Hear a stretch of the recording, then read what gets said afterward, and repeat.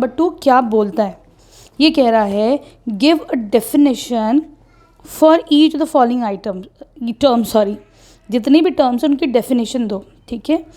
Are there other terms that need to be defined first, क्या और भी ऐसी टर्म्स हैं जिनको हम पहले डिस्कस करें? तो हाँ बेटा, ऐसी और भी टर्म्स हैं, ठीक है। तो वो क्या है और उनको तुम कैसे डिफाइन करोगे? तो देखो बेटा, जो इन्होंने टर्म्स दी उससे पहले हमको पता होना चाहिए what is point, what is line and what is a surface, ठीक है। पॉइंट क्या होता है बेटा? एक ऐसी चीज़ विच हैज़ नो पार्ट, उसका कोई कंपोनेंट ही ना हो, ना उसकी लेंथ हो, ना ब्रेथ हो, ना हाइट हो, तो that is called as a point. तो ये क्या है? सिंपल एक पॉइंट है। अब तुम बताओ, अगर मैं तुमसे पूछती हूँ ये पॉइंट बड़ा है तो ये पॉइंट बड़ा है, बहुत सारे बच्चे बोलेंगे this point is bigger than this, ठीक है, but the answer is totally wrong. क्यों बेटा? दोनों पॉइंट सेम है। क्यों? क्योंकि पॉइंट का कोई डायमेंशन ही नहीं होती है, ना हाइट, ना विड्थ, ना लेंथ, ना ब्रेथ। जब इसका कुछ नहीं है तो ये तो मेरे इंक से, खाली इंक से डार्क हुआ है, ठीक है। दैट मीन्स पॉइंट क्या है? किसी भी एक चीज़ को जिसके अंदर कुछ भी ना हो, तो that is called as a point, ठीक। और यहाँ पे दोनों सेम है, इक्वल है। अब आ जाओ तुम लाइन पे। What is line? तो it is a breathless length, ऐसी लेंथ जिसके अंदर ब्रेथ ना हो, खाली लेंथ ही लेंथ हो। तो A B is a line here, ठीक है, क्लियर है। हम इसको दोनों तरफ एक्सटेंड कर सकते हैं, राइट, ठीक है। अब ये पूछ रहे हैं what is a surface? Surface क्या होता है भाई? ये भी पता होना चाहिए। Surface is anything which is has length and breadth. ये देखो, लेंथ है इसके अंदर और ब्रेथ नहीं है, लेकिन मैंने एक और ऐड करके इसके अंदर थोड़ी सी ब्रेथ बना दी। मैं क्या करती हूँ, थोड़ी सी इसमें ब्रेथ और देती हूँ, थोड़ी और ब्रेथ देती हूँ, थोड़ी और ब्रेथ दी, ठीक है। अब देखो, लेंथ तो थी, मैंने इसमें ब्रेथ भी ऐड कर दी। लेंथ ये थी तुम्हारी, मैंने ब्रेथ ऐड कर दी। अब ये क्या बन गया? Now this is your surface, ठीक है। Surface is that which has length and breadth only. Surface में लेंथ और ब्रेथ दोनों होती हैं, तो दिस इज़ योर सरफेस, ठीक है। अब आ जाओ इनकी टर्म्स पे। इन्होंने पहले कहा है now define the term parallel line. तो देखो बेटा, दो lines which do not meet each other they are called as parallel line. कोई भी दो लाइन जो आपस में ना मिले तो that is called as parallel line.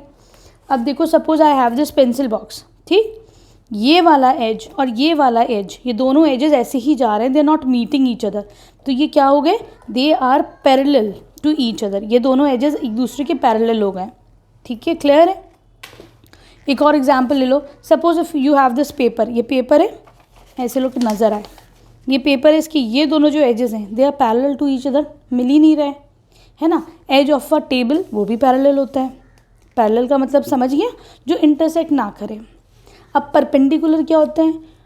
To lines are said to be perpendicular if the angle between them is right angle या 90 डिग्री, मतलब एक लाइन ऐसी, एक लाइन ऐसी।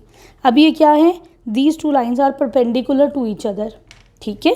सपोज करो ये तुम्हारे पास बुक है, इस बुक का ये वाला एज और ये वाला एज, यहाँ पे एंगल 90 डिग्री बन रहा है, तो these two lines are perpendicular to each other, ठीक है, क्लियर, आसान है। परपेंडिकुलर भी हमें समझ में आ गया। अगला पॉइंट है यू हैव लाइन सेगमेंट, ठीक है।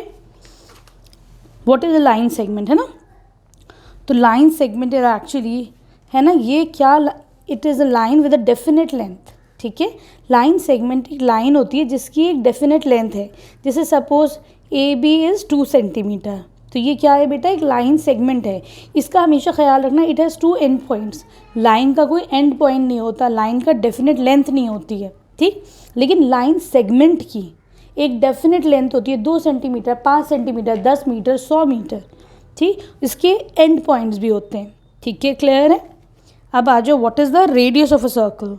तो रेडियस क्या होता है बेटा? किसी भी सर्कल में जो डिस्टेंस होता है between the centre and the boundary, this is called as radius. Suppose ये पॉइंट है बी, तो यहाँ पर O B is the radius, ठीक है बेटा, आसान है।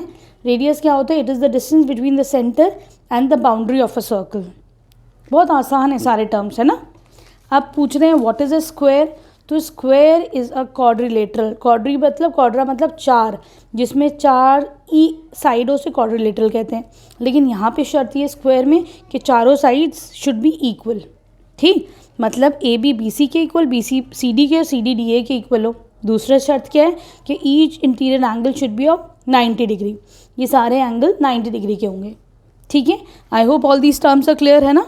अब आ जाते हैं हम क्वेश्चन नंबर 3 पर।